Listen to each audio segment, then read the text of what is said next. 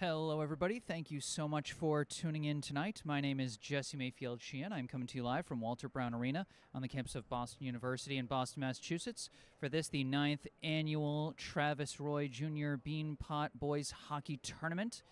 We're going to have some pregame speeches before our game between Brookline and Lexington, so I'm just going to go off the mic and let that go.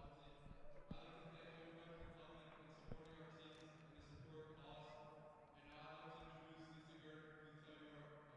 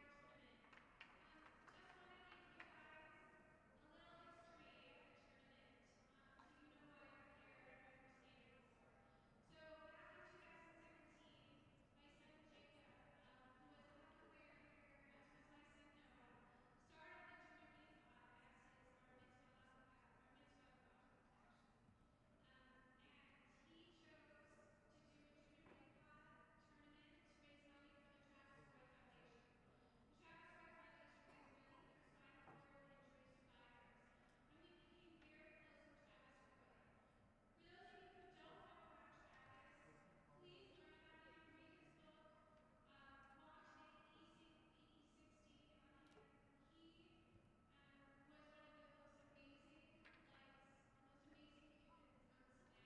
of this event.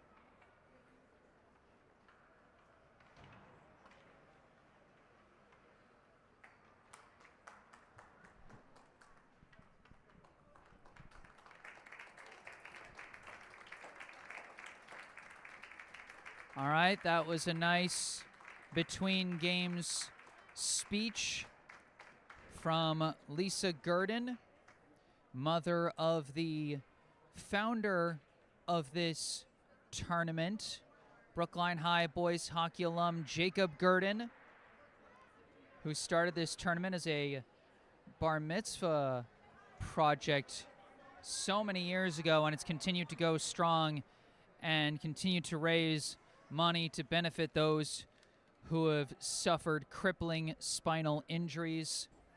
This year's tournament, no different. As you can see from the link in the description section of this video, you too can donate to SCI Boston and their Quality of Life grant program honoring the late, great Travis Roy and helping to benefit those struggling with spinal cord injuries and other paralyzing injuries, to just help improve their quality of life so they can live something much closer to a normal life and the life that they deserve. Great cause. Check out the link to donate in the description section down below. Now, we just finished up a thriller here at Walter Brown at the other semifinal game in this Travis Roy Jr. Beanpot tournament. The Falcons of the Cambridge Rindge and Latin School delivering a tremendous upset over the Newton North High Tigers, a final score of 4-3, despite Newton North out shooting Cambridge 30-10 in that game. So the winner of this upcoming game between Brookline and Lexington will face Cambridge tomorrow in the finals, while the loser of the game will face Newton North in the third place game. Those games will be played at Ryan Arena in Watertown tomorrow afternoon. We'll have Brookline's game in that round covered as well. Obviously, we can't say which game that's going to be or which opponent that's going to be until we see the results of this one. But this one should be a great one regardless.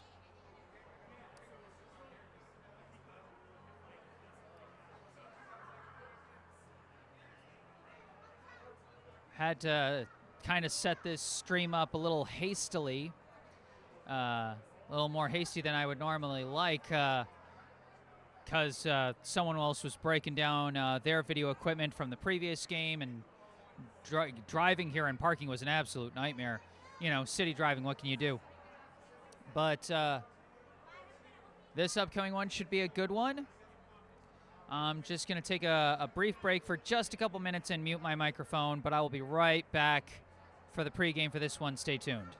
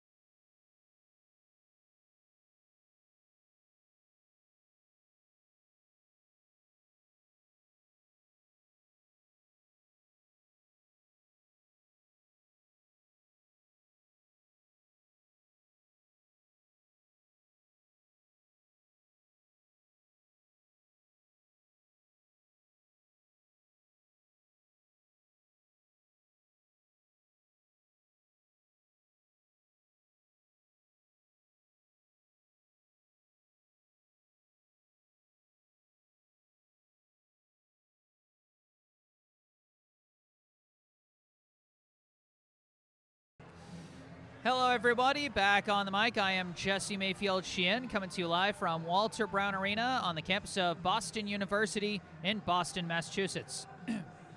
Here to bring you tonight's high school varsity boys hockey contest as part of the semifinal round of the 9th annual Travis Roy Junior Beanpot Tournament. This contest pits the Minutemen of Lexington High School against the Brookline High Warriors. And folks, I'm happy to say that I'm not alone for this broadcast. Joining me on the mic is my color commentator, Brookline High sophomore and young aspiring broadcaster. Fans of this channel know him and love him, Sam Lowenstein. Sam, this is not your first time with me here on the Travis Roy Junior Beanpot, but certainly it's going to be a fun one here tonight. Definitely, it should be a very interesting matchup tonight between Brookline and their opponents tonight, Lexington. And the thing is, both these teams, they are similar in record. Brookline, the Warriors, 1-6-2 going into tonight. Lexington is 1-8, so either one of these teams will get their second win of the season. Both teams are 1-4 in their last 5. Lexington is on a 3-game losing streak. Their only win is against Bedford High School. The Warriors are on a 4-game losing streak, so this will be an important matchup for both of these teams, and if they can get a win, it would be a huge momentum boost, especially in a tournament like this.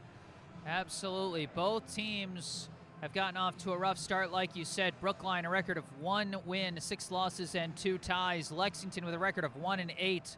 Brookline, in the latest MIAA Division I power rankings that came out this morning, ranked 35th out of 40 teams in Division I, while Lexington ranked 39th, second to last in Division I, ahead of only Bishop Fenwick. Interestingly, Newton North, the favorites in this one by a slim margin, 31st in the Division I power rankings, but they fall to a Division III opponent in Cambridge Ridge and Latin. Cambridge, their first time participating in the Travis Roy Junior Beanpot Tournament, taking the place of the usual favorite in this tournament in Bishop-Sheehan. So you never know what you're going to get. Brookline, certainly the favorite on paper over Lexington. The last 2 years, Brookline has beaten Lexington in the Junior Beanpot twice in a row. Last year, they defeated the Warriors, beat the Minutemen in the consolation game by a final score of 6-2. 2 years ago, the Warriors bested the Minutemen in the Junior Beanpot semifinals 4-2. Both of those games being played over in Foxborough, but here we've got the games at Walter Brown tonight and then at Ryan Arena tomorrow. And Sam, I think you were actually there with me for that semifinal game 2 years ago. I think that was one of your first hockey games with me. So we've come a long way here, and this one should absolutely be fun. And with the teams now out on the ice, let's go through the rosters of the 2 teams coming in to this contest. We'll start over here on our right with the visitors of sorts, the Lexington High Minutemen. Going in order of jersey number for Lexington, first off, we have a junior goalie, number 1, Tegan Tassinari. Next, a freshman, number 2, Will Pajura. A senior, number 3, Vasilis Blagunius. A sophomore, number 4, Andrew Paczynski. A junior, number 6, Brady Kingsbury. A freshman, number 7, Joey Dulce.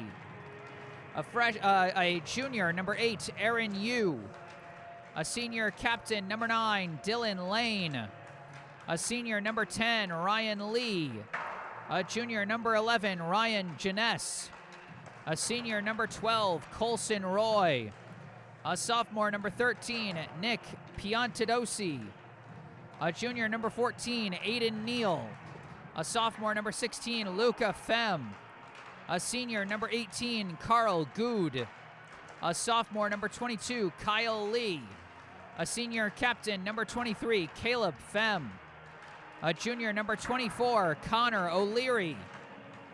A sophomore, number 25, Samuel Shee. A sophomore, number 26, Sahieshnu Vasanthan. A junior, number 27, Hunter Shue. And a junior goalie, number 35, Timmy Rinaldi.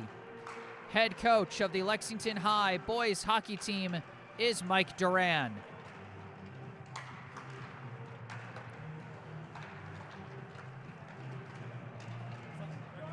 Oh, yeah. Oh, my God. Well, Brookline taking on Lexington should be a very interesting matchup tonight. Last year, Lexington's record of 7-12-1, so they'll be looking to really establish things this season here in the Travis Roy Beanpot and get out of the bit of a hole that they got themselves into at the beginning. All right, thank you for filling in there, Sam. Let's move over to our left here, and let's take a look at the roster for the Brookline High Warriors. Going in order of jersey number for Brookline, first off, we have a junior, number 3, Ricky Ace. Next, a sophomore, number 4, Alejandro Marrero. A junior, number 5, Waylon Slavin. A senior, number 6, Greg Uptekman. A senior, number 7, Vivon Suberwall. A junior, number 8, Corey Toe. A freshman, number 9, Easton Slavin. A junior, number 11, Oliver Melton. A junior, number 12, Teddy Sheridan. A freshman, number 13, Colin O'Connor. A junior, number 14, Preston Bayless. A senior, number 15, Eitan Kate. A junior, number 16, Morris May. A junior, number 17, Jameson Young. A sophomore, number 18, Ilmari Ipi Rauto. A senior, captain, number 21, Owen Lacey. A sophomore, number 22, Max Kagan.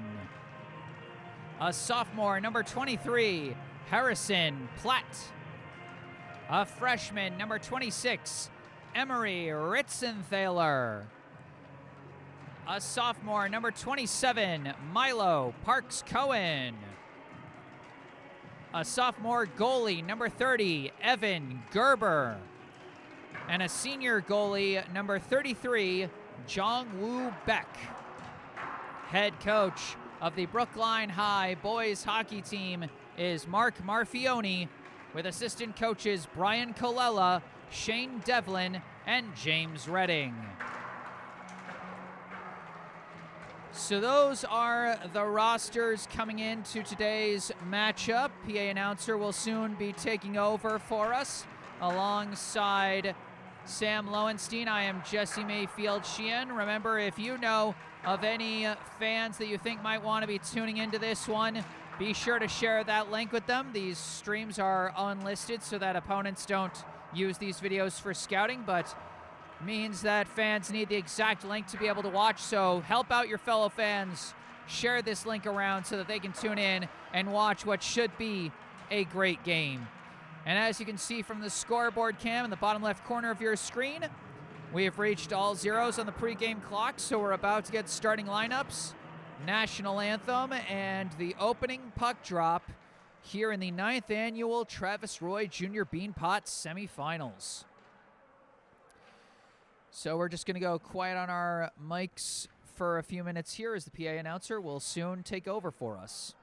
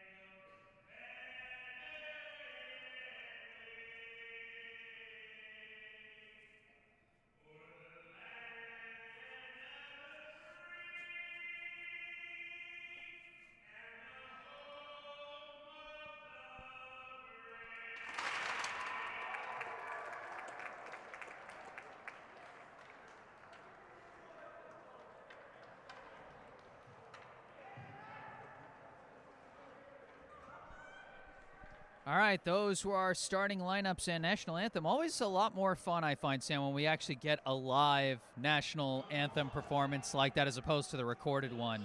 100%. You don't see that every day as well. It's super cool, and it really adds to the atmosphere and also just a special moment always, of course. Yeah, an atmosphere, the name of the game here in the Travis Roy Jr. Beanpot.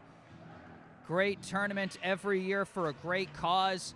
I love these special uniforms that Brookline wears for the Junior Beanpot. I think it's sort of meant to honor the old red jerseys that Boston University used to wear, as Travis Roy, of course, was playing hockey for Boston University in his first ever college hockey game when he suffered his paralyzing spinal cord injury. But of course, he turned that tragedy into what would be the greatest legacy of his life, his continued fight to improve the treatment and quality of life for those like him who suffered debilitating injuries. Here we go in the 9th annual Travis Roy Jr. Beanpot semifinals. A chaotic face-off leads to Brookline controlling the puck. A battle through the neutral zone, though, and it's taken back by the Minutemen. Disruption, and it's going to go, I think, over the boards off of the poke check there, and it's going to be out of play, and we're going to have a dead puck face-off here. Well, Brookline's only win so far against Lincoln Sudbury 3-2, but this definitely is an opportunity for the Warriors to get their second. This one wrapped around the boards. Brookline trying to clear, kind of whiffed on it, but it is recovered there. Pushed up the line, blocked at the blue line there by Brady Kingsbury. Kingsbury skating with it down the left side. Coming around the back for the Minutemen. Now looking for a shot himself. Launches it high. Cleared out now by Brookline. It's a race for the puck. And getting there first for Lexington will be number 23, Caleb Fem. Kingsbury tries to pass a little too far for number 24, Connor O'Leary. Battling in the corner for it. O'Leary lost it, taken away by Jamison Young. Lifts it off the glass. Aton Kate giving a chase for it to prevent the icing. Great hustle by Kate. Battling in the corner for it. Kate gets a pass out. Almost a one-timer. Teichman fighting for it and just shot it wide. Couldn't quite get a clean hit on it with the defense battling him down low. Pass intercepted. Owen Lacey tries a shot, and it's going to be stopped and covered up there by Timmy Rinaldi. That's incredible positioning, Jesse, by Teichman. Nearly a one-timer, as you said. Right place, right time, and he just missed it. But that's exactly the kind of offense that Brookline is going to want to have. A great pass from the back to the perfect position. In last year's consolation game between Brookline and Lexington, as a long shot from Oliver Melton is blocked down. Greg Teichman got a goal and an assist in last year's win for Brookline, including his first varsity career goal. So, you know, he'll be looking for more opportunities today. As we've got I think we're going to have our first penalty of the night. We saw a player kind of go flying into the boards there, and it looks like this will be a penalty against Owen Lacey. Let's see what the signal is. I think they called roughing that time against Lacey. And so he'll serve a 2-minute minor. Lexington will get the first power play opportunity of the night. Well, in that third-place Junior Beanpot game between Brookline and Lexington last year, Teichman with a goal and an assist. Also, Aton Kate, he had an incredible game. 2 assists for him, and then Lacey also with an assist. Here on the first power play outing of the night in this game, the pass kind of misses, but it's recovered by Fem, sending it around the corner, looking for Kingsbury. Kingsbury being pursued there. Strong defense and a pass around the back. Sent back to number 12, Colson Roy. Pass down low to Kingsbury, disrupted by the defense, but right in front, point blank a save, and another point blank save. Evan Gerber just barely able to stop as it's cleared out by the Brookline defense. Strong effort there from the Warriors, particularly from their sophomore netminder, Evan Gerber. What an opportunity for Connor O'Leary there. That one cleared out by number 10 as Greg Teichman takes this one, trying to sneak it in, but he couldn't as bodies go tumbling right in front of the net. And is this going to be another penalty? Nearly a shorthanded score for Greg Teichman. And yes, this is going to be a penalty. an interference penalty at that against number 24, Connor O'Leary. He knocked over Eptekman as he was right in front of the net, and they called him for that one. And also he popped him off the puck as well after Eptekman got rid of it, or rather the puck just made its way away from the goal. It was a late hit, and after O'Leary nearly scored, nonetheless, with the great saving from Evan Gerber, he commits a penalty, and now an opportunity for the Warriors, but right now it's 4-on-4. 4-on-4, Eptekman skating with it, Eptekman weaving, Eptekman. No openings there, he retreats. 4-on-4 action and a steal, a breakaway chance for the Minutemen. Going the other way, shot saved by Gerber, and the putback missed wide. Number 8, Aaron Yu, had a golden opportunity, but just couldn't quite capitalize. Shot saved again by Gerber, and you know that number 8, Aaron Yu, would like to have that one back, as he had a great chance there on the breakaway. Man, you hit it right across the face of goal. A golden opportunity on the second chance shot. Cambridge coming very close. That's the best shot of the night so far for either team. Here we go for the face-off. 27 seconds left of 4-on-4 action. After that, we'll have about 58 seconds of a power play for Brookline, but the face-off is won by Lexington. They lift it right in front. A chance, a kick save by Evan Gerber. He's making some great stops here in the first period. Puck collected, passed back, and a shot saved by Evan Gerber. That one attempted from distance by number 4, Andrew Pachinski. Well, he's making all types of saves, kick saves, glove saves. A really nice start for Gerber, and he's done a good job here early in games, especially, Jesse. Remember the game that we did the last game. Even though Brookline lost that game 4-2, Gerber didn't give up a goal for the entire first period. This face-off won by Brookline. The attempted clear blocked down by Fem. Sends it into the corner, and a hard shot into the boards, as I think the penalty is about to end for Brookline. So it's now officially a power play for the Warriors, as that one sent off the boards, deflected off the stick of Owen Lacey, who's back out on the ice after finishing his penalty. Brookline's not going to have a long power play here, so if they want to make something happen, they got to make it happen fast. Corey Toe, a long pass, finds a man, pass across, looking for Eptekman, broken up. I think that was Colin O'Connor trying to find his man, no dice. Pass up, gets to Lacey. Lacey pushing it up, try to pass, blocked there by Fem. Pinned to the boards now, less than 30 seconds left on the penalty. O'Connor, pass back to the point, and a long shot deflected wide. Recovered by Eptekman. Eptekman harassed there, pucks bouncing back and forth along the boards, and we've got a whistle. And is this another penalty against Lexington? I think this is Caleb Fem going to the box now. Lexington just can't stay out of their own way here in the first period. Boy, that's a killer for Lexington, and Brookline will have 14 seconds of 5-on-3 hockey. Really good positioning by the Warriors. Great puck movement with Corey Toe sitting in behind, so they have players all over the ice, in and around the point, keeping Lexington on their toes and drawing a penalty. Face-off is going to be sent up into the netting quickly by Colson Roy. One thing to note, we have an alternate jersey number out here for Brookline, number 10. I think that's Ippy Rauto. Yeah, I thought that was Rauto. You know, I'm like, big guy, left stick. I'm pretty sure that's Rauto. Off the face-off, it's pushed out to the neutral zone. Eptekman slides it across to Rauto. Rauto gaining the blue line. And now we're down to a normal 5-on-4 power play.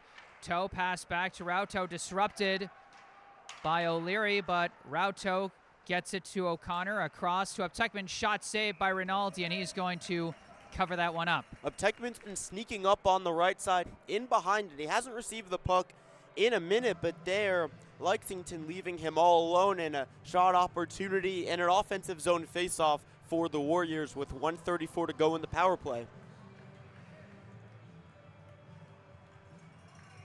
Good attacking Here hockey. looking for the face-off. It's going to be almost cleared. Well blocked at the blue line by Eptekman. Eptekman, a shot deflected wide. Corralled by the Minutemen. Number 2, Will Pajura sends it around. An attempted clear, gets past Uptekman this time. He recovers it in the neutral zone, slides it across to Rauto. Errant pass, and offsides! Oh, Lexington had the gimme there. Number 11, Ryan Jeunesse, with a great takeaway, but it was just over the blue line into the neutral zone. And I think it was O'Leary that went over the blue line too fast and takes away his teammate's potential breakaway. Jeunesse was right there, and that's very unfortunate for Lexington. That was their best chance of the night. Lexington with 6 shots compared to the Warriors' 3. The Warriors trying to move on the power play here. They got a chance for a rush. Lacey gains the blue, disrupted near the boards, taken by Melton. Melton tries a pass, it's blocked. The attempted clear, stopped by Lacey. Lacey's shot blocked. Great defensive efforts from the Minutemen as they're taking it the other way. O'Leary gains the blue on the shorthand. He's charging in. O'Leary tried to jam one in, but couldn't. No room there.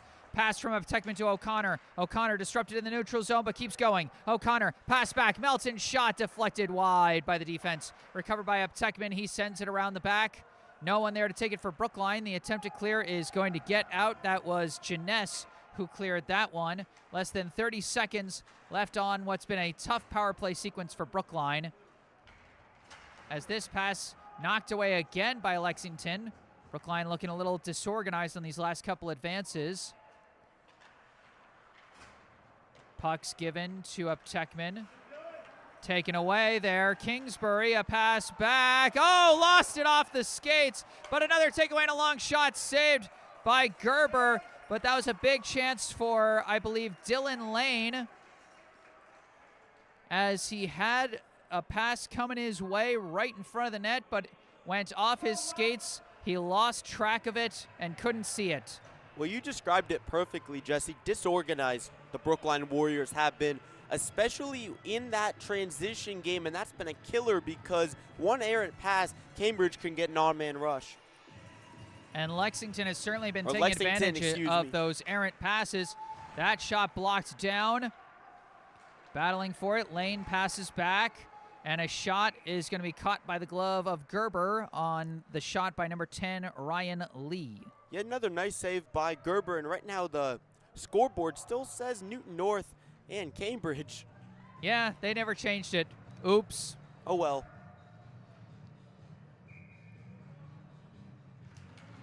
Face off, a scrum for it. Lane comes out with it, backhand shot is wide. And they're trying to fit it in the corner, no dice. Coming out with it, Easton Slavin, a long clear, but we're at even strength. This will go for icing. And there is the whistle, will come right back to the Brookline end. Slavin there was hoping that the deflection would make it so the puck didn't go too far, and then it could have really created its own opportunity if the Warriors were able to get down there in time. Good idea, just didn't pan out. 8 minutes and 19 seconds on the clock here in the first. No score between Brookline and Lexington. Off the face-off. Brookline taking it around behind their own net. Pass off the boards, misses Jamison Young, but he takes it back and gets a pass away as he got knocked to the ice. Body's going flying as Lexington takes it away, dumps it into the Brookline end and gives chase. It is taken by number 14, Aiden Neal. Pass across the back and now battling for it. Still battling for it. Waylon Slavin tangled up with number 13, Nick Piantadosi. Sent around to the corner. Brookline trying to clear. Puck near the boards, still bouncing around, and coming out with it is Waylon Slavin. Wraps it around to Aton Kate. Kate trying to fit a pass through to Toe, no dice, but ricochets back to Kate. Kate skating through the neutral zone, gains the blue. We got a delayed penalty. Kate tries a pass, and it's intercepted, and that will trigger another trip to the box for Lexington, their third in this period. Lexington have really struggled with these penalties, but the Warriors haven't been able to capitalize on the power play. They have struggled mightily on the man advantage. Nice moves there from Kate at center ice, weaving his way in between the Lexington defense and nearly getting a chance for the Warriors. Number 14, Aiden Neal, will serve the penalty. Face-off won by Brookline. Toe slides it across. A pass down from Rauto. Got away from him, but recovered by Lacey. Lacey shuffles it over to Uptekman. Back to Lacey. Lacey sending it back to the point to Rauto. Rauto charging in. but couldn't get around. It's knocked free, and good read by Corey Toe to get back there fast and recover the puck, prevent another shorthanded rush for Lexington. Toe going to pass it along the back to Rauto. Rauto weaves around one defender and keeps going. Left it behind him, but no teammates there. More miscommunication for Brookline. Jeunesse racing. He gets sandwiched by a pair of defenders, and it's taken away by Brookline, and they're going to take it the other way. Pass gets up to Lacey, and they mistime their rush. Colin O'Connor a little too fast over the line, and it will be offsides. O'Connor came in way too fast there. He just really raced ahead. It was a miscommunication also between Rauto and Toe. It looked like Rauto expected Toe to come up, but he was still behind in Brookline's defensive zone, and as a result, another small opportunity there for Lexington. Nothing too crazy, but still another chance on the disadvantage. Preston Bayless sends it around the back to Oliver Melton. Long pass across, finds Uptekman. Uptekman across the blue line clean.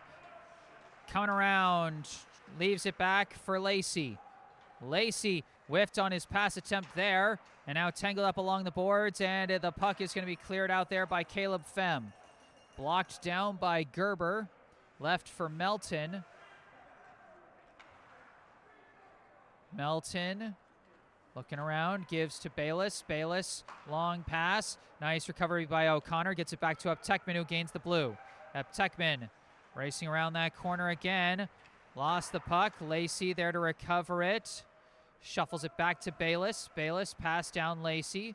Lacey tries to send a hopping pass. Miscommunication again, and it's another takeaway this time by Lane, but knocked loose by a hustling Lacey. Pass up to Uptekman. Uptekman coming around. Pass back Melton. Melton's shot blocked, and it's another rush the other way. Lane taking off with it. Shot whiffed on it. He couldn't connect on it with his stick as we're back at even strength. Brookline trying to again take it the other way. Lacey just going to lift it into the Lexington end as Brookline commits to a line change. Pass across there, finds the target. That's Piantadosi. Piantadosi pass just got away from Neal that time. The clear doesn't work, and a long shot will result in another glove save by Gerber off the attempted shot from Pajura. Neal had a huge chance there cutting across, but just whiffed on it, and that's really been the story of this game for both teams. Both sides have had their chances. Lexington more than Brookline, but both teams have been a little bit sloppy in transition. And now in transition here for Brookline, taking it the other way. A shot saved and covered up by Timmy Rinaldi as we got another alternate number for Brookline with number 2. I think that might be Vivon Suberwall, but I'm not sure. Looks like it's Vivon Suberwall. And even the paper rosters they were giving out didn't show the alternate numbers. But we do the best we can. Face-off, Suberwall back to Easton Slavin, wraps it around the boards. Max Kagan taking it around the back. Kagan backhand pass over to Ricky Ace. Ace out to the corner to Kagan. Kagan pinned to the boards this time. But it's taken back by Ace. Ace's pass kind of errant there, knocked away by Lexington. Going to go back to the Brookline end. Oh, going tumbling into the boards was Easton Slavin as he got tangled up with a defender.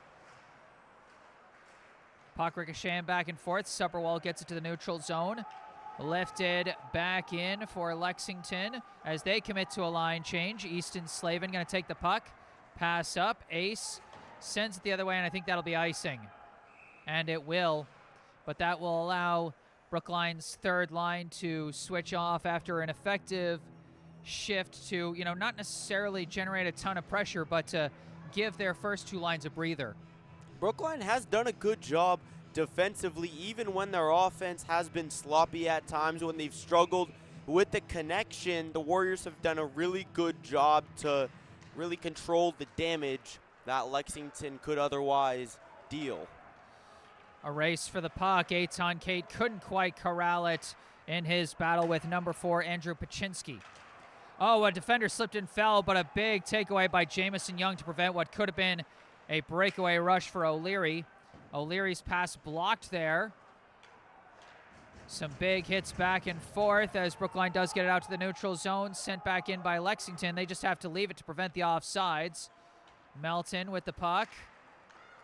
Pass off the boards does get to Young. Young skating up with it, gains the blue. Pass back Toe. Toe's shot wide. Around the boards. Kate chased it down but couldn't control it. Fem takes it, pass up Kingsbury. Across to Janess. Janess gains the blue. Pass up, broken up. A little too far for O'Leary as he was tangled up with Slavin, and Slavin absorbs a blow from 2 Lexington players as Brookline clears it out. Taken now by number 25, Sam Shee. Shee wraps it around, but Brookline giving chase. Suberwall and Ace applying some pressure there as they pass it around the boards. That pass off the boards could not be chased down by Neal. Sent back up to Suberwall. Suberwall around the boards, he sends it. Battling for the puck, it's Ace who swoops in and takes it. Ace gets it through to Suberwall. They try and jam something in, but it's covered up by Rinaldi. Tight angle there for the Warriors is Ace and Suberwall trying to sneak one through. Shots on goal.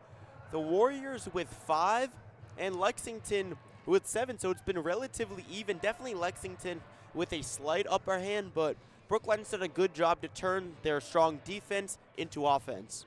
And how about the hustle of this third line of Max Kagan, Vivon Suberwall, and Ricky Ace, making their presence very well known. They might not be the names at the top of the stat sheet. They might not be the names at the top of the starting lineup, but they are bringing a tremendous effort here to really help swing some momentum in Brookline's favor. 2:24 to go here in the first. Puck is with Ace. A battle along the boards. They're pinned there. 5 players in there fighting for it, and it's going to be taken by Pajura for Lexington. Pass broken up by Ace. Goes back to Pajura. He gets it out to the neutral zone, taken by Easton Slavin. Dumps it back into the Lexington end as Brookline commits to a line change. Pass along the back. Pajura sending it around the other way. Looking for Colson Roy, and a couple of passes into the neutral zone. Waylon Slavin dumps it back in. Pajura trying to clear it out. Taken again by Waylon Slavin. Sends it right back to Pajura. They're playing catch here. Long pass up and an attempted dump in. Blocked there by Easton Slavin. Gets a pass up, finds a man. Sent forward for Corey Toe. Toe looking around. Battling for it. Knocked loose. Taken by Morris May. May knocked away from him. And now on a rush here, Joey Dolce. Dolce slips and falls. And a couple players go down as the puck taken away by Brookline. Toe's pass blocked as Teddy Sheridan, claiming his stick, got taken away from him as the long shot deflects wide of the net.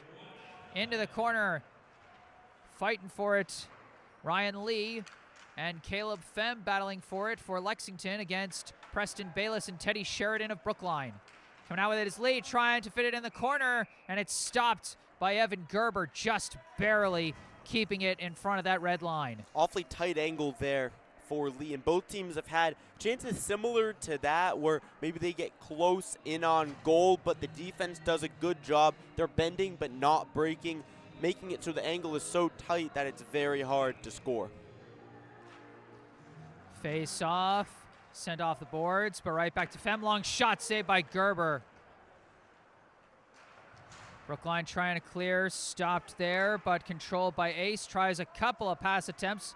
No dice as Lee and Kagan now battling for it, going into the boards. Less than 30 seconds to go in the period as it's wrenched loose, taken by Brookline.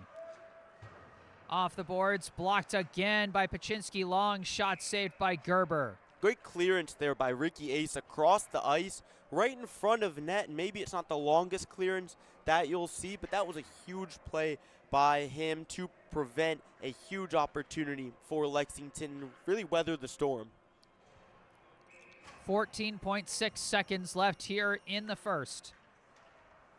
And an attempted slow sliding shot off the backhand from Colin O'Leary is easily covered up by Evan Gerber. Brookline had the momentum for a second. Lexington taking it back with this time that they've had in the offensive zone. It's because they've had good spacing. Scrumming for the face-off, and a shot from Kingsbury goes wide.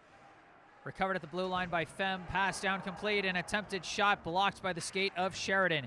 Kingsbury sends it around the boards, and that is going to end the first period. No score at the end of one between Brookline and Lexington, but not for a lack of trying.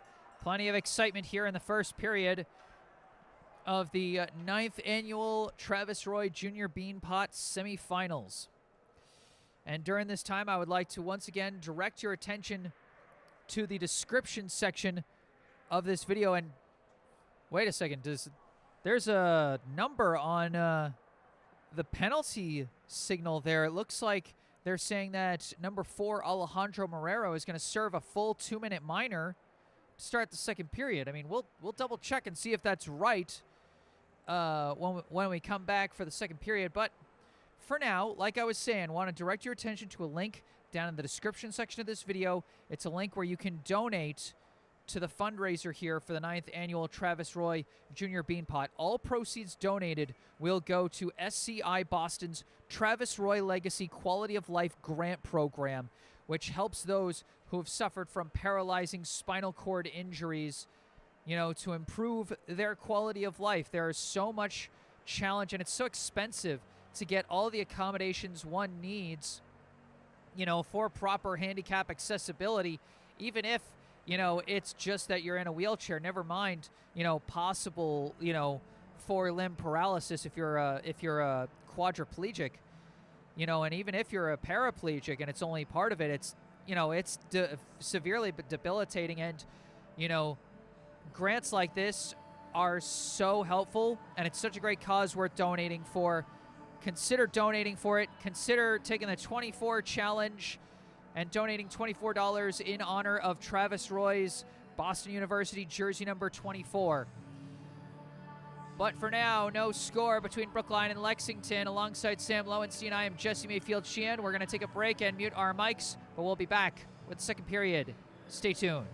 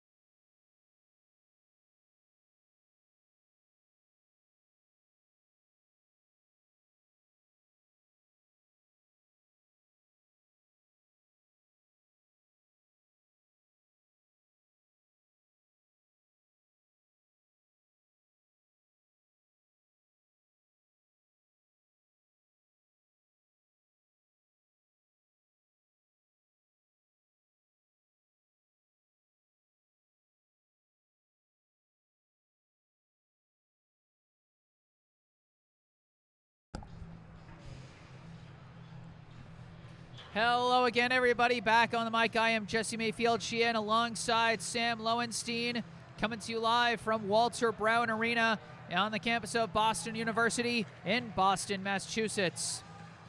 Here to bring you the second period of this, the 9th annual Travis Roy Jr. Beanpot Tournament semifinals between the Brookline High Warriors and the Lexington High Minutemen. No score so far in this one. Sam, what are you going to be looking for from these two teams as they try and change those goose eggs on the scoreboard? Definitely good spacing on passing for both sides. That's why Lexington was able to get some shots at the end of the first period. They really upped the tempo, whereas Brookline's passes, they were close together. They struggled. They had some offsides problems and really team cohesion as well, and those two things go together. Some chances for both sides, but definitely Lexington with the upper hand. Also, the key for the Warriors is going to be getting shots on net at a more consistent rate and really quality shots as well, because a lot of their shots have been tied to the corner. It's been very difficult to get them off efficiently, and that's the thing.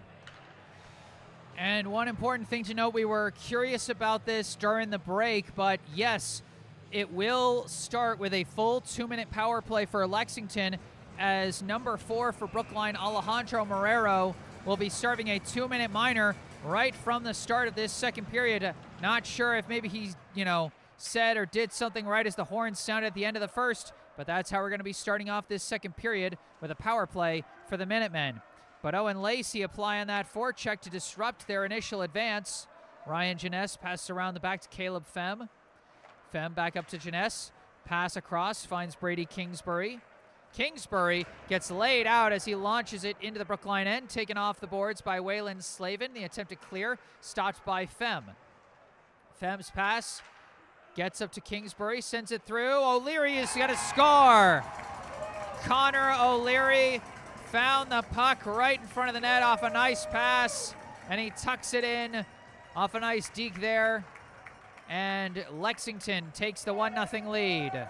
Really great spacing and puck movement from Lexington. That's exactly the thing. They had great distance between their passes, so the Warriors' defense was spread out, and as a result, Lexington very quickly scoring. This has been a recurring problem for the Warriors. They'll shut down the other team in the first period and then give up a goal or a couple goals in the second, depending, but it seems like night and day as the second period starts. They look like an entirely different team. 35 seconds was all Lexington needed to take the lead here. Brookline almost had a chance in traffic that time, but no dice. Some hard shots back and forth as the puck now taken in the neutral zone by Brookline. And they take the feed out from under Oliver Melton, and a penalty is going to be called on Brookline, looks like. Or no. Oh, it is going to be a delay. I thought Lexington touched the puck. Now they're blowing the whistle on. I got a little confused, but that was a delayed penalty on Lexington. I believe it's going to be a trip call, as it looks like Oliver Melton got tripped for Brookline there. And, yep, there's the signal for tripping. Number 6, Brady Kingsbury, going to be going to the box, serving a 2-minute minor here for the Minutemen. And the question is, can Brookline, sequence their passes together, generate some chances here on the power play? They've had a few chances in the first period, Sam, but no scores yet. And they really look lackluster on those power play opportunities that they had in the first period. A lot of miscommunication and struggles, especially in the Warriors' own defensive zone. So that was a big problem. But right now with a chance in the offensive zone at the moment. And again, new period, new potential for life. Face off, corralled by Lacey. Lacey pass back to Toe, a bit high and tough to handle, and it does get pushed back to the neutral zone. Long pass up, goes off the stick of Colin O'Connor. Corralled by Colson Roy, tries to clear, stopped there by Melton. Melton fakes the pass, coming around, stopped there, and disrupted, and it will be cleared out to the neutral area. O'Leary taking it, trying to weave around, stopped by Toe that time. Tekman couldn't get around Lane. Lane pass up to O'Leary. O'Leary approaching, whiffs. Does get a backhand pass off. Misses, but it's taken by Caleb Fem in the neutral zone. Fem killing clock here and dumping it into the Brookline end, where it's going to be taken by Melton. Pass around, taken by Tekman. Around the back, it's taken by Toe. Given to Melton. Melton off the boards up to O'Connor. Back to Melton. Pass up, misses Tekman, and shuffled away there by Nick Piantadosi. Toe's pass disrupted. Tekman there to recover it, gives it back to Toe. Pass up O'Connor, leaving it for Tekman. Tekman pushing through the neutral zone, gains the blue. Tekman coming around the back pass, and a shot just wide from O'Connor. Good find there, but they just couldn't finish. And now a miscommunication on a pass right after a nice one. Battling in the corner for the puck. O'Connor recovers it. Trying to shuffle it around the corner there. It's taken by Lacey. Lacey coming around. Shot is high. Might have been deflected high there by Timmy Rinaldi. Tekman's pass, not enough on it. And Piantadosi gets it up to Lane.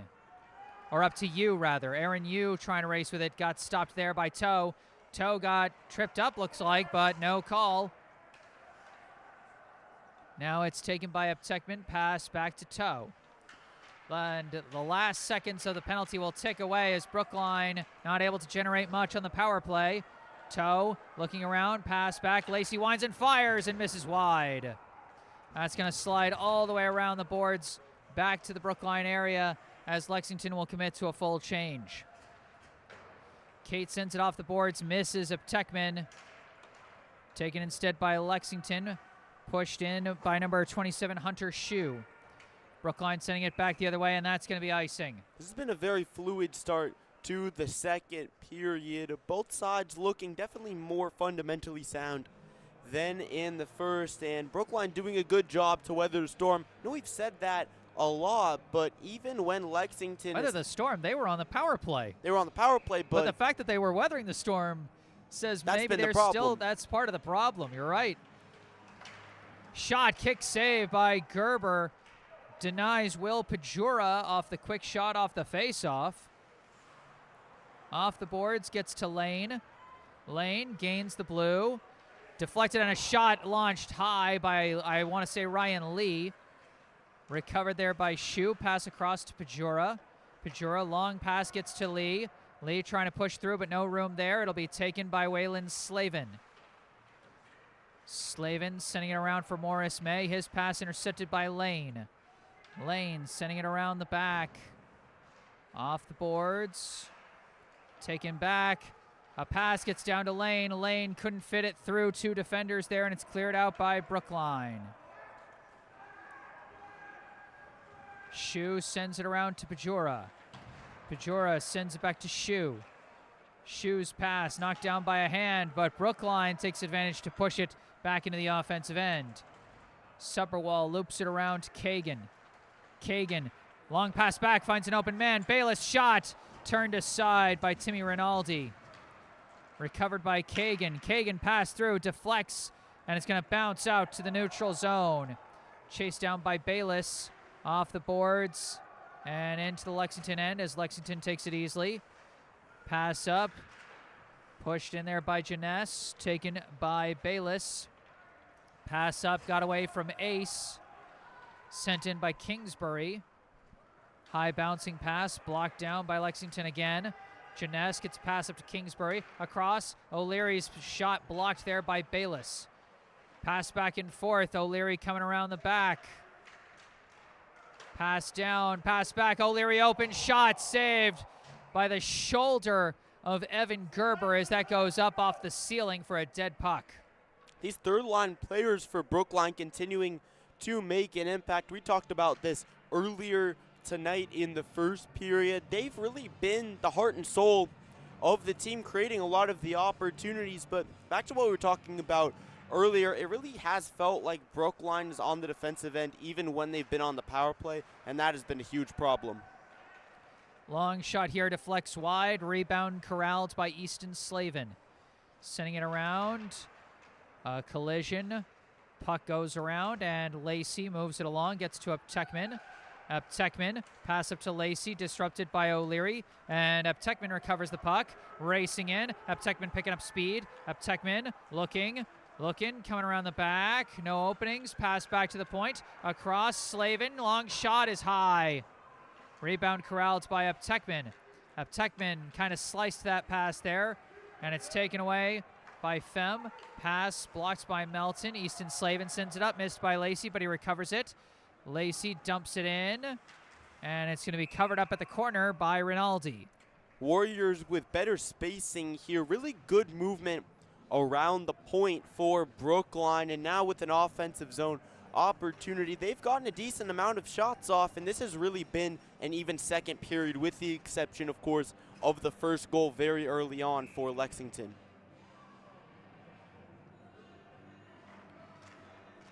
Face off. Recovered by Roy. Pass misses his target. Taken away by Young. Young's pass misses there. Chased down in the corner by Waylon Slavin. Slavin sends it around, looking for Kate. Kate gets leveled. Recovered by Brookline, but it goes back and forth now. Taken by Toe. Pass. Long pass up, finds a man. Racing up with it is Young. Young's pass blocked there by a couple defenders. Recovered by Kate. Tries a pass. Nobody there. And it's going to be covered up again by Rinaldi. Yet again, an offensive zone face-off for the Warriors, but it comes at such a tight angle that it's not really a chance when you think about it. He was trying to find somebody crashing the boards and coming down, but just didn't quite pan out for Brookline. They've came close, but it hasn't really materialized into being extremely dangerous. Face-off is ultimately controlled by Colin O'Connor. His pass ricochets around and ultimately taken by Lexington. Lee's pass misses his target. No icing, though. Must have got deflected. Bayless sends it off the boards, taken by Lacey. Lacey absorbs the defensive blow, but his pass intercepted. Roy going to send it into the Brookline end, where it's taken by Waylon Slavin. Sent off the boards, taken back by the Minutemen. Pass blocked. Another pass blocked there. Back and forth they go. Roy charging in. Pass back. Leah's shot just barely deflected wide. I think it was Lacey who got his stick in there defensively. Brookline going the other way with it, but that's going to be icing. Well, that is a momentum killer there for the Warriors. This has been a solid stretch of play. It has been for Brookline. Not overly dominant for them, but they definitely have been with the upper hand in the last couple minutes, and it's very important considering the way Lexington started the second period. Face-off won by Brookline. They're trying to get it out. No dice, but extra efforts from Morris May. Gets it out of there and gets it across. It's going to be covered up by Timmy Rinaldi. The problem for the Warriors have arose when they've been trapped in their own defensive zone. So the fact that they were able to get it out, get an offensive zone face-off, they've had a lot of those miscommunications, especially in the first period when they were just trying to get across half ice. Face-off taken quickly by Lexington again. They've been controlling those face-offs in their own end well. As this one deflects back and forth, it's going to be dumped in now by number 18, Carl Good. Taken now by Melton. Melton's pass finds Teddy Sheridan. Sheridan going to dump it into the Lexington end. Goes around the boards, a touch over to Marrero. Marrero coming around the back, looking a pass, just misses. Oh, and Melton was coming off the ice for a line change. That prevented him from collecting that one as it's sent around the boards by Brookline. Lexington now sending it up the line. And it's going to be taken by Waylon Slavin. Slavin's long pass connects. It's Suberwall trying to move it into the Lexington end. A collision along the back. All three Brookline forwards in there fighting for that puck. But the pass from Kagan misses the mark. Intercepted by Janess. Pass up and a stop by Waylon Slavin. Hard on the defense there. as a lot of chaos for Brookline in the middle of a line change, and a bit of chaos for Lexington as that pass went off the skate of O'Leary. Easton Slavin sending it around the boards. Waylon Slavin lifting it high, and I think that's going to go for another icing. There's the whistle. No shots on net from either side in a little while, it feels like, Sam. It feels like we've been staring at a 13-8 shots on goal count for a number of minutes. Definitely. It's been really interesting. It's been a whole lot of fluid play combined with icing. And whether it's Brookline, it's been mostly Brookline committing the icings. And then when they get an offensive zone faceoff, Lexington just clears it out. And then pretty much rinse repeat. That's how it's been. And a takeaway here by Kingsbury. Whiffed on a pass attempt. Pass back. A pass across. O'Leary just too tangled up with the defense to get that shot off. Eitan Kate taking it in transition. Shot blocked. Pajura takes it, but he lost it. Kate, shot high. Redirects right in front of the net. A wild rebound. Everybody was chasing that puck, and it's finally cleared out by Pajura. Stop at the net and shuffled aside by Gerber, but it's taken by O'Leary. Pass to the middle, a shot stopped at close range by Gerber. Brookline trying to clear it out. It is taken back by Pachinski, now taken back by Toe. Toe trying to pass back, taken away by Janess. And a pass does get away to O'Leary. O'Leary collides with Waylon Slavin, leaves it for Pachinski. Pachinski lost it to Bayless. Bayless sending it around, and I think this will go for icing again. Yet again, pretty much the same story, more or less what we've seen the last, not sure how many minutes, but for a good part of this second period, some chances here and there for both sides. Eitan Kate with a huge opportunity right in front of goal, and then the Warriors couldn't hit a one-timer on the redirect after it popped over the goal, but really besides that, it's been more of the same. Skating with it now is Lee. Lee trying to come around, lost the puck, but it's recovered at the blue line. An insert intercepted by Brookline, and the pass just misses Greg Uptekman, but it goes all the way up to the goalie.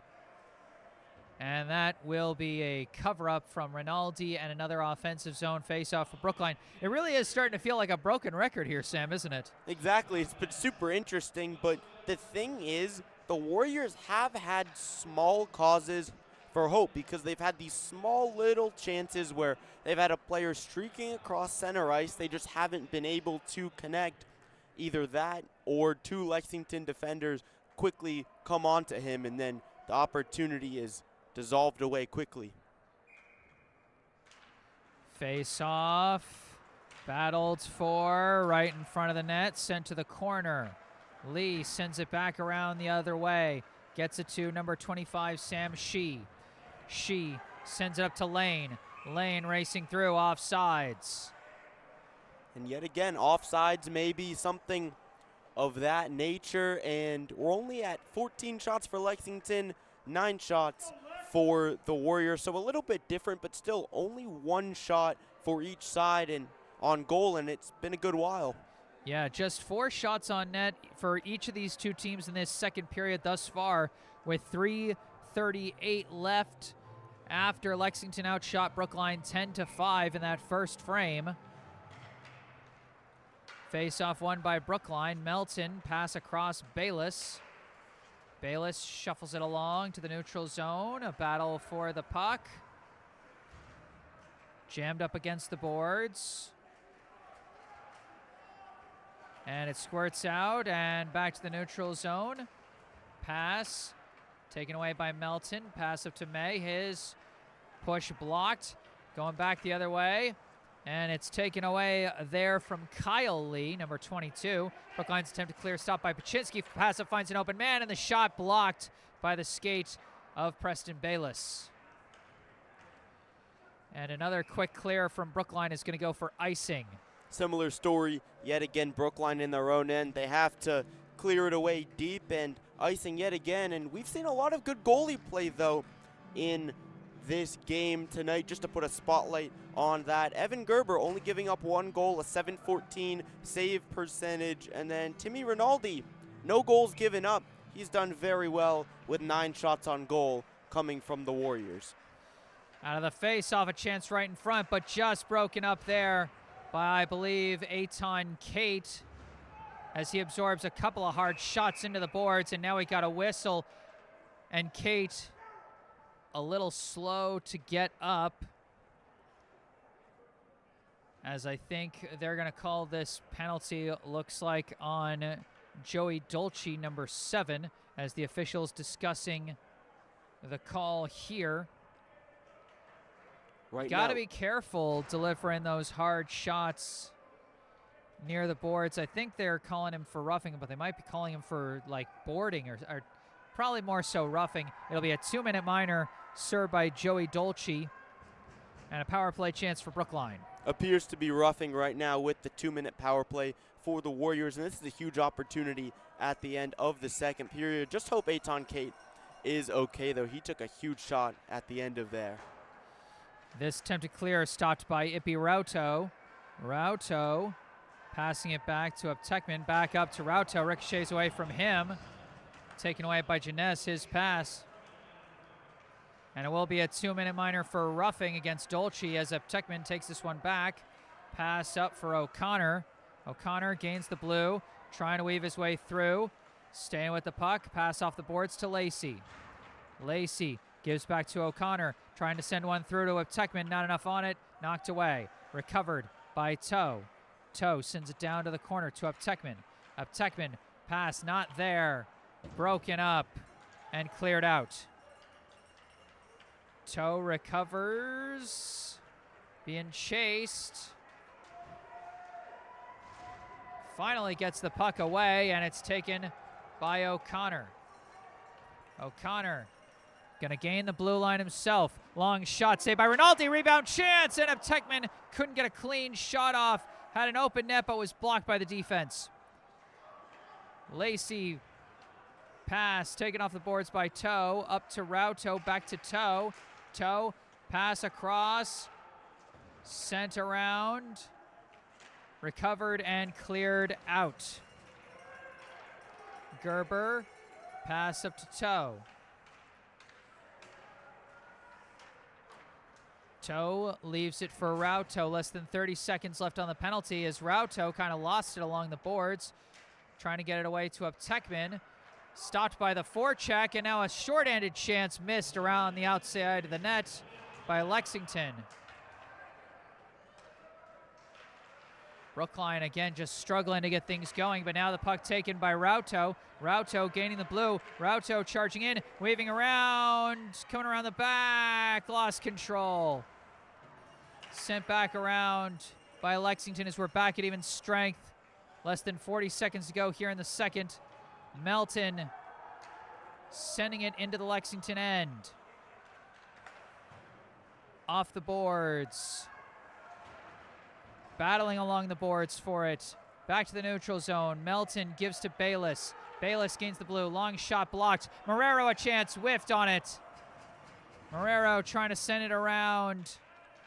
The attempted clear blocked the blue. Melton shot saved by Rinaldi. And some extra pushing and shoving as the play is over.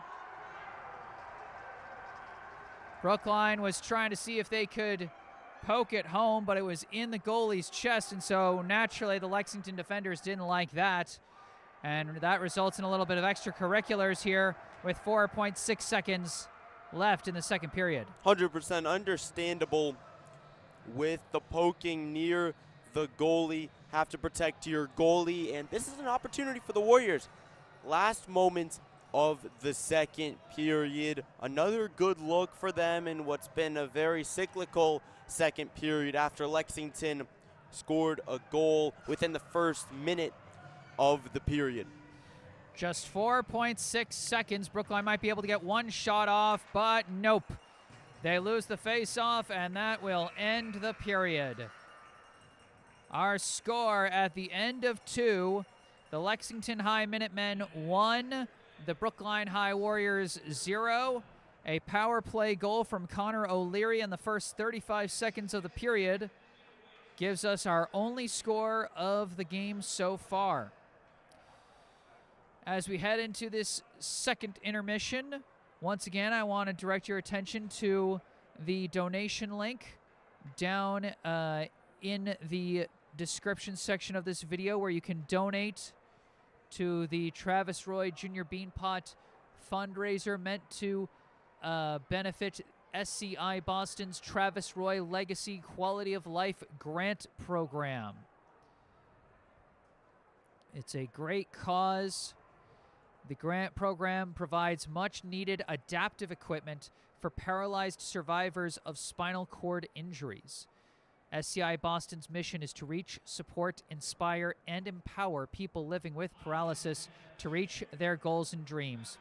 And think about taking the 24 challenge to donate $24 or more in honor of honor of the late great Travis Roy's Boston University hockey jersey number 24. Travis Roy inspired such great change in the world, and you can help make a difference yourself by donating to this great cause. Check out the donation link in the description section down below. But for now, Lexington 1, Brookline 0 here at the end of 2. We'll be back with the third and final period of this one after a break. Stay tuned.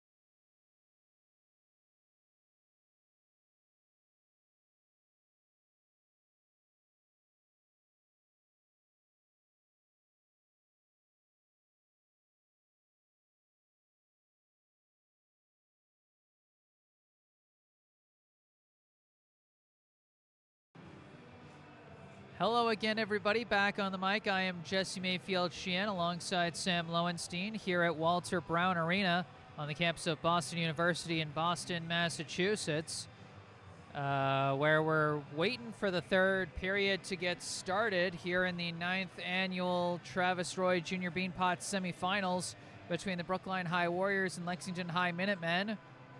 There's some kind of holdup. I wish I could tell you what it was. At first I thought we were just waiting on the officials, but now the officials are out and have set up the nets, and they're still just the players still just aren't coming out yet. So I have no idea what's going on here, but we got a note in the live chat from Steve Sheridan saying, "Jesse, say hello to my brother Eddie between periods, will you? He is sitting right below you. Thanks, Tampa Steve." Thanks from Tampa Steve. So shout out from Steve Sheridan in Tampa, Florida to his brother Eddie. Love that. Thank you for tuning in, and thank you for the comment, Steve. And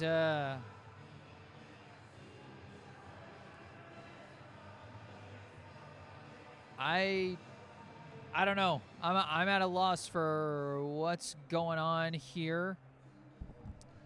But I guess for now we can just chat the night away.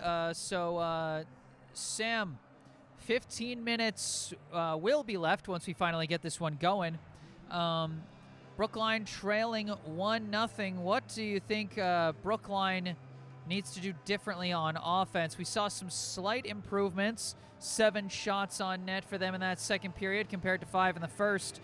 But what do you think they need to do to get to that last level of actually putting a goal on the board? They need to correct their timing. That's a big thing. They did improve in their passing, more distance between their passes, resulting in more spacing, but really the execution, they had a couple looks. Kate had a really great opportunity right in front of net, but it was a tight angle. So the Warriors are going to have to get better angles for them to produce more goals. I think this is going to be a low-scoring third period. We talked about it in between the intermission break, even though we're still in it, but earlier before we came on the mic, we think it's going to be a slugfest. We got a note from Lord Vader. Is there a way to make the environment noise louder? Unfortunately, not, especially if I don't want to run into any copyright violations for the stadium music. Yeah, you're going to be, unfortunately, you're stuck with our voices dominating things here. That's just the way it is for these broadcasts. But, hey, we got some players coming out on the ice. Looked like they were sweeping up a little bit of extra after the Zamboni made its rounds out behind that right side net, which is the side that Brookline will be attacking here in the third period. The Lexington Minutemen, off a power play goal by Connor O'Leary in the first 35 seconds of the second period, have a 1-0 lead over Brookline. The Warriors holding down the fort for the most part defensively. And if they can continue to hold it down, it could be their best defensive effort since their win against Lincoln Sudbury. Since that win, they have lost 4 straight and given up at least 4 goals in all 4 of them. But offensively, Brookline trying to get back in it, trying to prevent what could potentially be their third shutout, their third time being shut out, I should say, so far this season. We'll see if they're able to make some adjustments. We'll see if they're able to get their timing right, like you said, Sam, here in the third period. Should be very interesting, and that timing is going to play a vital role for the Warriors, because Lexington also, they had some offensive opportunities. They were sporadic for both teams. It wasn't a consistent attack. And also importantly, the Warriors are going to have to defend well here at the beginning of this third period. They struggled at the beginning of the second. That's where they gave up the lone goal in this game tonight against Lexington. Well, the Brookline High student section making some noise over there just right of the penalty box. You can see them. They were getting the Let's Go Brookline chants going. They're hoping to help rally this team on to a potential comeback here in the third period as they trail 1-0.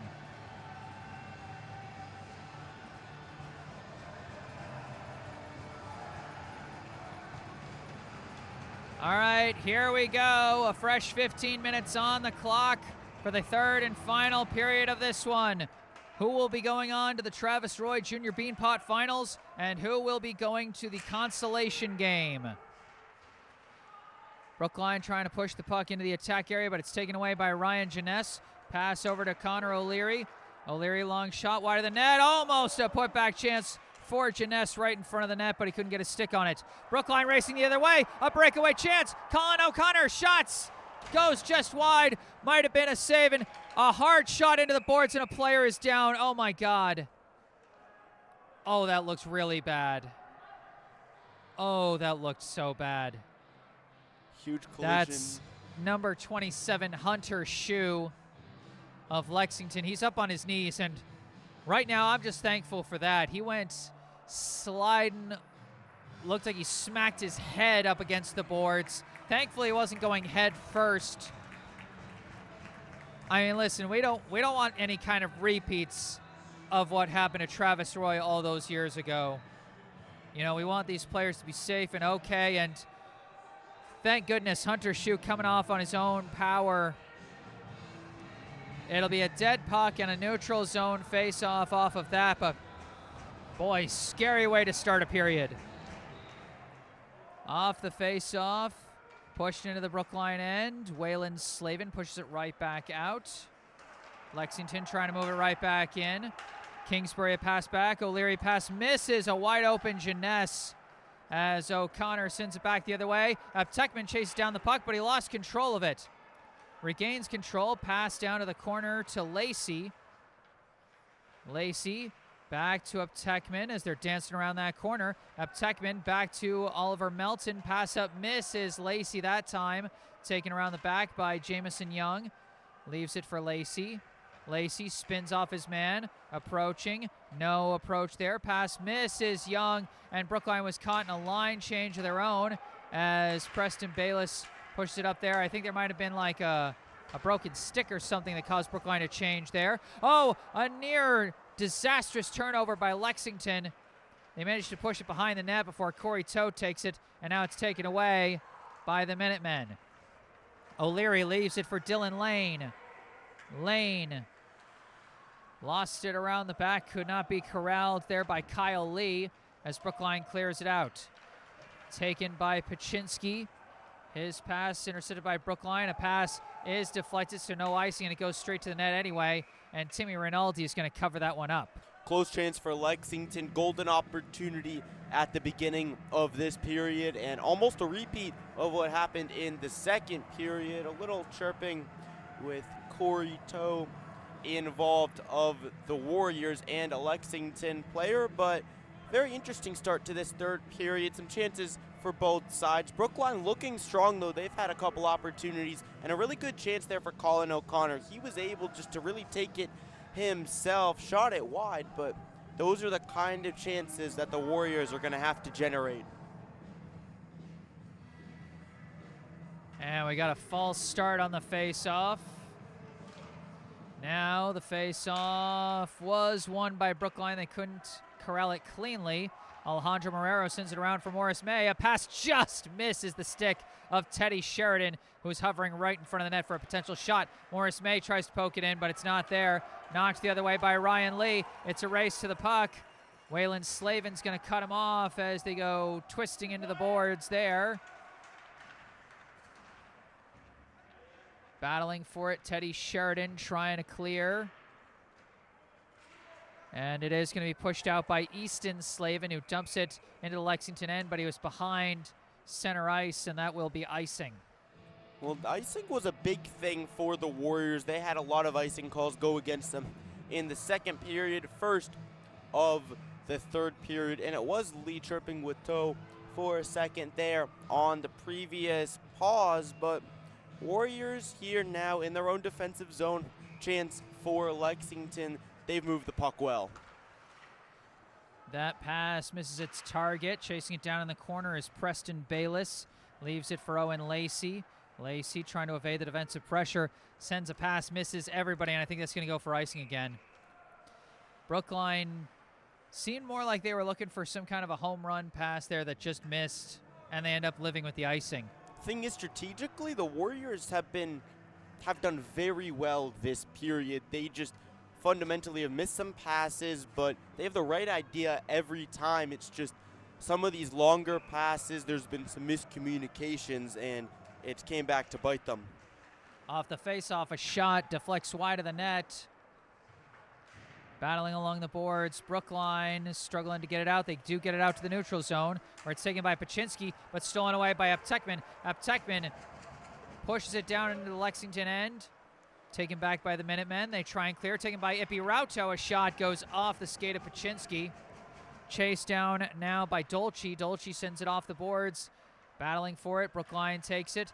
That pass deflected and taken away by Caleb Fem. Fem taken into the boards by Brookline as they take the puck back. Rauto runs him over. Taken by Lacey. Lacey couldn't get a shot off. Blocked by Paczynski. Recovered by Piantadosi. Puck's right in front of the net. Dangling. A shot. It's in! Owen Lacey ties it up for the Warriors. Oh, what a chaotic sequence that was. Look at what happened here. The knock loose by Lacey. The backhander missed by, I think, Morris, by Eitan Kate, actually. Stopped by Timmy Rinaldi, but then Owen Lacey on the putback makes it happen, and Brookline knots it up. It's a whole new game here at Walter Brown, Sam. Right place, right time. And now another chance for Brookline. Oh, just stopped by Rinaldi. A great save there. It's still right in front of the net. A great rush by Corey Toe and Eitan Kate, but they couldn't finish. Jeunesse taking it the other way.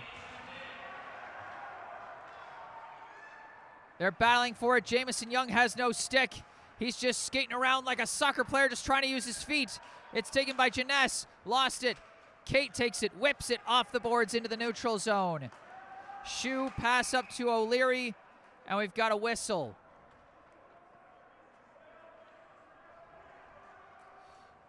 Jamison Young reclaims his stick off of that chaos, so it's Owen Lacey off the assist from, I believe, Eitan Kate.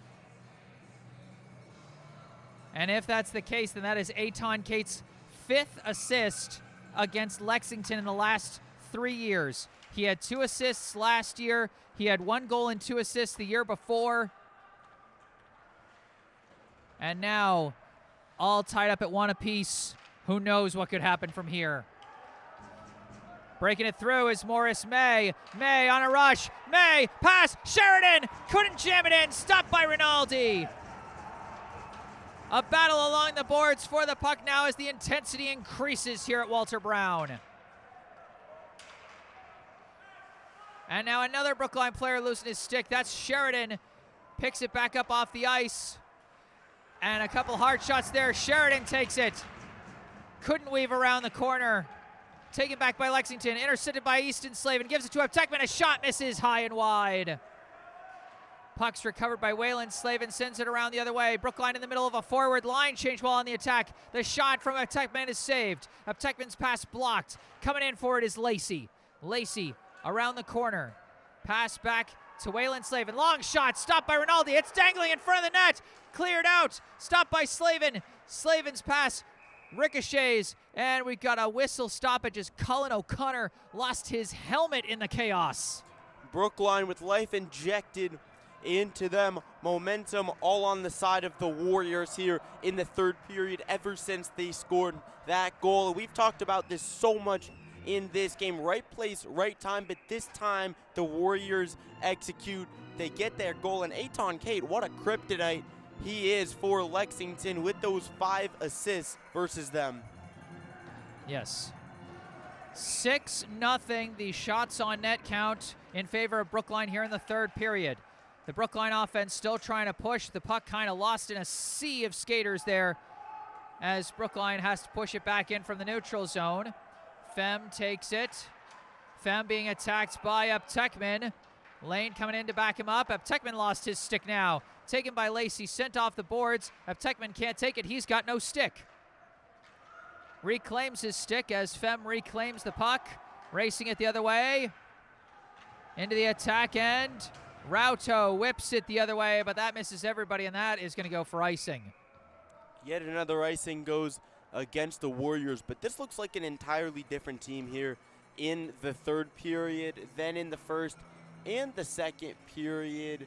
It's incredible. The Warriors have really turned everything around. Now they have 4 more shots on goal than Lexington, whereas in the second period, after they gave up the goal, the first goal of the game, which was scored by Lexington, the Warriors really struggled offensively. This puck taken now by Corey Toe. Gains the blue line. Shot saved by Rinaldi. No one could get their stick on the putback, but a loose puck is chased down by Jamison Young. Sends it around the boards. Couldn't be corralled by Kate. Taken instead by the Minutemen. A nice pass block there from Young, but it is recovered there by Paczynski. Moves it along into the Brookline end, but sent right back out by Easton Slavin. Further pushed along by Young. Chased down by Shu. Pass across to Roy. Roy sends it off the boards. That's going to go all the way down to the Brookline end, and that will be icing going the other way. And on that putback, Aton Kate was streaking across. He was crashing the slot there. Almost got to it, just missed it with his stick, but the Warriors really cohesive play here in the third period.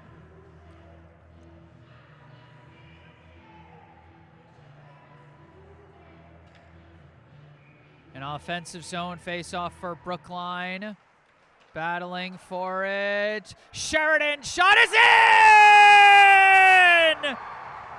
Teddy Sheridan fighting for the puck, fighting for the score, and fighting to give Brookline the lead.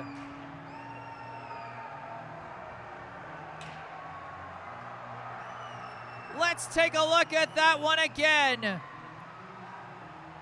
Simple grit and hustle right from the face-off. Sheridan and May both in there fighting for it, and it was Sheridan who gets through and puts it in between the goalie's legs for the go-ahead score.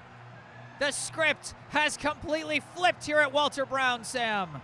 100%, Jesse, and that's the second goal off a second chance opportunity now for the Warriors. The supports come in, and Teddy Sheridan through the goalkeeper's legs. Rinaldi has done so well tonight, but a huge goal by Sheridan. And a huge glove save by Evan Gerber to maintain the lead off a big offensive chance for Lexington there. They give the assist to Morris May, which I'm sure somewhere in that chaos his stick might have touched the puck. You know, I might have scored that unassisted, but it's either or. Oh my gosh, almost goes in for Lexington, but no dice. And now Brookline trying to take it the other way. Lacey on a rush, lost control of it, couldn't get a pass off as several players go flying into the boards there. Now Lexington trying to move the other way. Puck recovered there by Rauto. Sends it off the boards. They're still scrumming for it, but out comes Fem. Fem looking shot. No dice there. Around the back, Lacey looping it around the boards, staying after it. Kept in the attack end by Lexington. Fem's pass blocked, goes high. Hovering around the circle, it's Paczynski with the puck. Skating around the back, someone lost a glove in the chaos. Pass back, shot, knocked down by a stick. Lacey clears it out to the neutral area, or did he? No, they didn't. They kept it on the attack end. Paczynski's pass couldn't get cleanly to Neal. Rauto up against the boards, pinned by Aiden Neal. Neal gets the pass. Pass right to Pachinski right in front. Couldn't get a shot through in the sea of skaters there. Bayless off the boards. Ricochets back to the neutral zone. And Brookline in the middle of a line change. And I think Brookline is going to be penalized. The puck went right to their bench right as they were trying to make a line change. And that is going to result in a too many skaters on the ice penalty for Brookline and a big opportunity for the Minutemen to try and come back and tie this thing back up. What an opportunity, though, for the Warriors before all that chaos ensued. An on-man rush. Colin O'Connor cutting across on the right side. They couldn't bang it home, but it's those types of attacks that have been so potent for Brookline in this third period. They're just deciding who is going to serve the 2-minute minor. It's going to be Teddy Sheridan who will be serving this penalty. It's been a numbers game for Brookline in the offensive attack. The attempted clear stopped there by Jeunesse. Pass across and a shot deflects wide of the net. Lexington trying to tie things up on the power play. Jeunesse almost lost it at the blue line. Gets passed away to Kingsbury. And oh, we've got a penalty against Connor O'Leary. We're going to go straight to 4-on-4 action. They're going to call him for cross-checking, looks like. So O'Leary goes high when trying to battle off puck. He was sort of battling in front of the net. Ends up committing an illegal cross-check there. And he'll be serving a 2-minute minor. So we'll have 1:46 of 4-on-4 action and then a 14-second power play for Brookline. Huge break for the Warriors there, Jesse.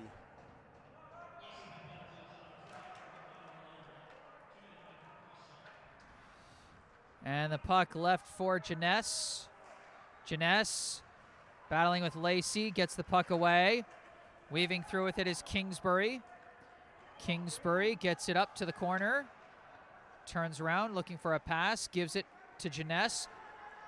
Back to Fem. Fem's shot blocked by Lacey, recovered by Jeunesse. Jeunesse, pass, deflects, but does get out there. A shot blocked by Kate, but a chance right in front. Oh, two huge stops by Evan Gerber. Another stop by Gerber. Brookline's netminder continues to stand tall as we've got players scrapping on the ice there, and the puck flies into the net for a dead puck stop. But boy, Kate and Kingsbury were really getting into it at the end of that play. Definitely, and a huge save by Gerber. He's made so many big saves in this game throughout tonight. Just that one goal allowed, he's been huge. And the Warriors defense also throughout this game, maybe it hasn't been all that flashy, but they've done a really good job, even when they're collapsing in, to prevent quality shots from getting on target. And a bad face-off win for Lexington as it went right to the spot that a fifth player would be, as now we've got a whistle stoppage here.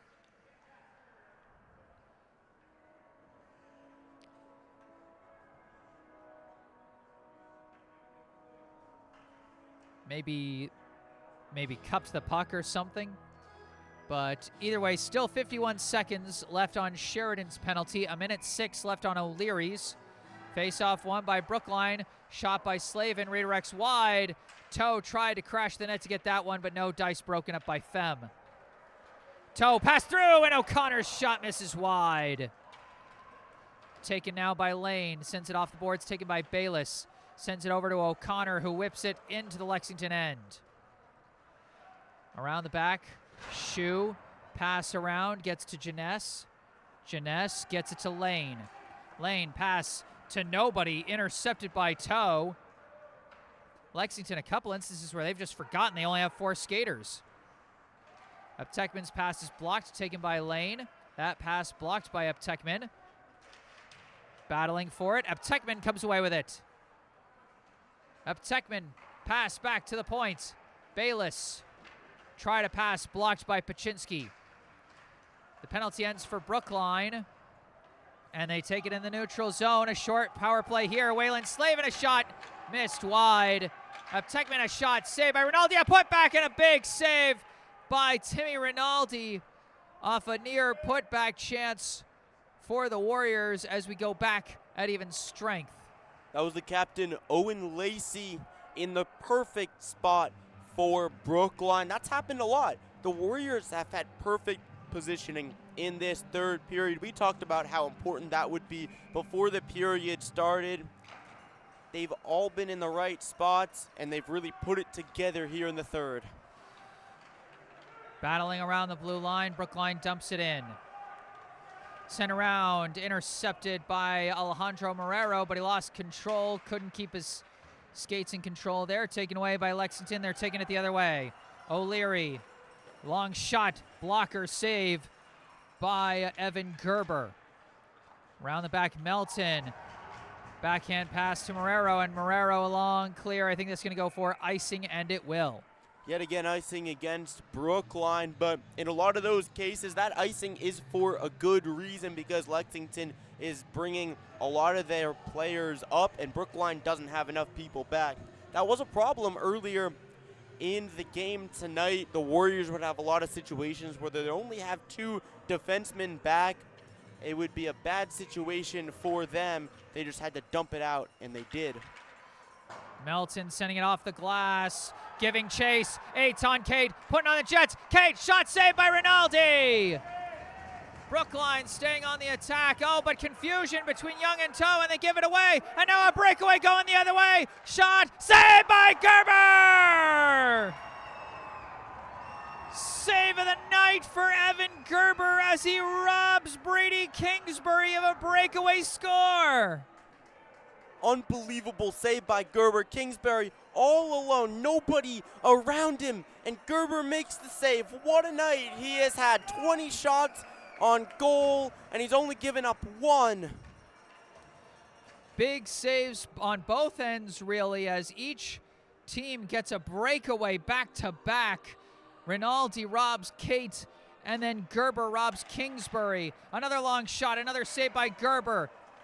Lane tries to fit one through the chaos, no dice. Shu, a long hit, goes high off the glass. Now lifted forward for Brookline. No icing, and Shu knocks it away from Tekman. Pass there, broken up by Tekman, but goes out to the neutral zone. Rauto sends it back in. Corralled by Aaron Yu. Yu gets knocked over. Takeaway by Tekman. Pass back, intercepted, and now a potential takeoff stopped there by Lacey. Lacey taking it the other way, approaching, and just sends a slow skipping shot for an easy grab by Timmy Rinaldi. That's a smart shot by Lacey, though. Didn't have anybody coming across who wasn't covered, so just got Brookline an offensive zone face-off. Smart play there. 2-1, Brookline leads. As we got Steve Sheridan in the live chat saying, "Go Warriors, way to go, Teddy."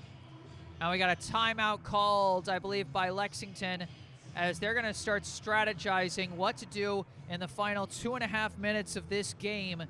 1-score game, so you got to think there's probably some point in this game where they're thinking about pulling the goalie to get an extra skater to try and generate the pressure necessary for a tying goal. Definitely, especially in a tournament like this where it would be very crucial and something like goal differential would matter a little bit less. Just to put a quick spotlight on it, Evan Gerber, what a night he has had, Jesse. A .952 save percentage, only giving up that 1 goal, and Lexington is really had a flurry of shots as well.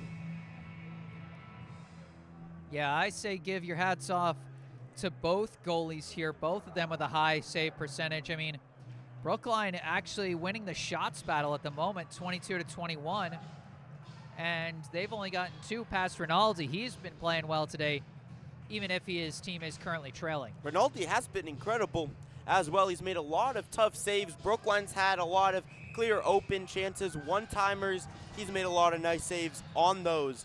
Great play by both goalies. Easton Slavin's pass misses.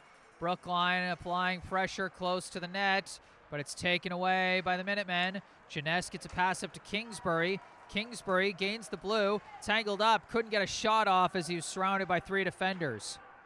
Battling in the corner, Rinaldi was slowly moving towards the bench, but nothing there as Brookline almost clears it out.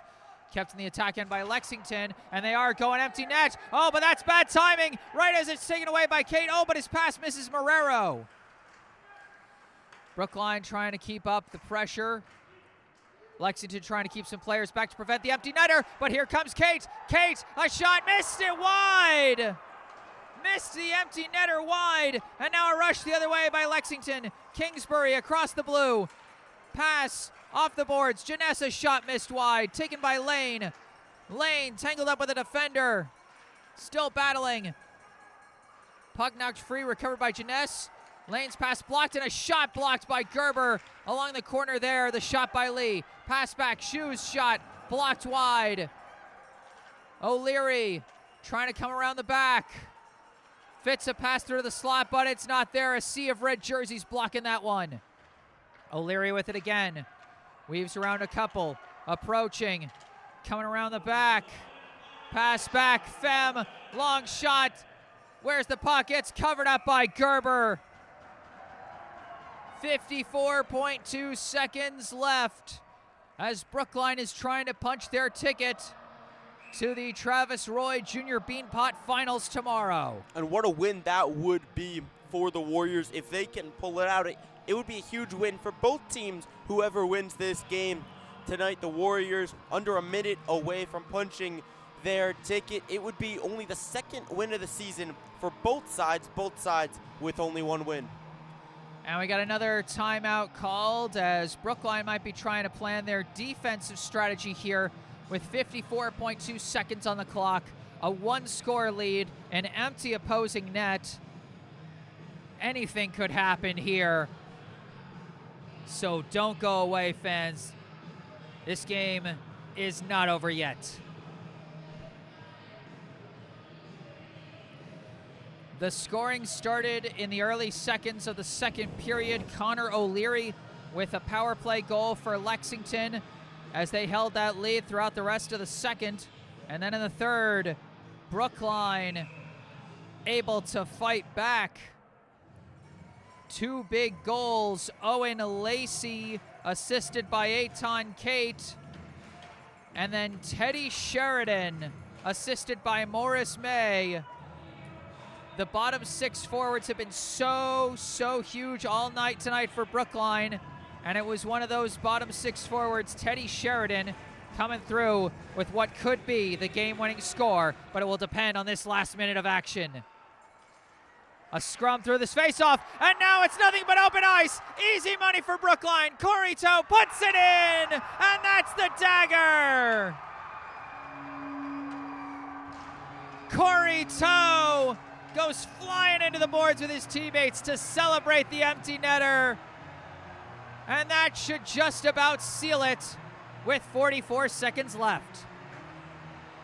Corey Toe puts the dagger in the heart of Lexington, looking to punch the Warriors' ticket to the finals here in the Travis Roy Jr. Beanpot. Wide open real estate. Brookline gets it past the entire line of Lexington players, and what a collective effort it has been, Jesse, by this Warriors team. The third line coming up huge. Corey Toe coming up huge. Great goal by Sheridan, and everybody pitching in for Brookline. They credit an assist to Lacey on that one, as it was really another chaotic play. Brookline just battling for that face-off to get the puck free. And now Greg Eptekman trying to fight for it, doesn't get it. But just 15 seconds left. Brookline leading by 2. Lane skating with it, lost track of the puck. Slavin moving it along. Eptekman completes the clear. 5 seconds left. And the Brookline High Warriors collect their second win of the year in thrilling fashion here in the Junior Beanpot semifinals. We will see you tomorrow afternoon at Ryan Arena, where the Warriors will battle the Falcons of Cambridge Ringe and Latin School for the junior Beanpot title. And what an interesting game, Jesse, that will be. Cambridge, Ringe, and Latin pulling off an unbelievable upset in their game. They beat Newton North 4-3. They scored with 9 seconds to go in the game. It was tied at 3. Newton North had 30 shots on goal. Cambridge, Ringe, and Latin only had 10. Cambridge, Ringe, and Latin, also a Division III team. Newton North, a Division I team. What's unbelievable, Cambridge, Ringe, and Latin's record right now, 4-5-1. Newton North's 4-6-1 at the moment. Going into this game, Cambridge, Ringe, and Latin was 30th in Division III. Newton North was 31st in Division I. So you really put it in perspective. That was an unreal upset. It should be very interesting to see how it goes between the Warriors and Cambridge. Absolutely. So tomorrow's games at Ryan Arena in Watertown, there will first be the consolation game at 2:20 p.m. between the Lexington Minutemen, who gave a heck of a fight in this one and deserve all the credit in the world. They'll take on the Newton North High Tigers in the consolation third place game at 2:20 p.m. And then at around an estimated start time of 4:20 p.m., the Brookline Warriors will take on the Cambridge Ringe and Latin School Falcons in the 2026 Junior Beanpot Finals. And we'll have that finals game here on this channel. Be sure to chase down that stream link so you can watch that one, because this is Travis Roy Junior Beanpot Hockey. This is where the show is at, folks. You're not going to want to miss it tomorrow. Also, Lexington lost their last game before tonight to Cambridge, Ringe, and Latin. Interestingly enough, 7-4. So it should be a very close game between the two sides tomorrow afternoon. Absolutely. All right, well, thank you all so much for tuning in to this one alongside Sam Lowenstein. I am Jesse Mayfield-Sheehan.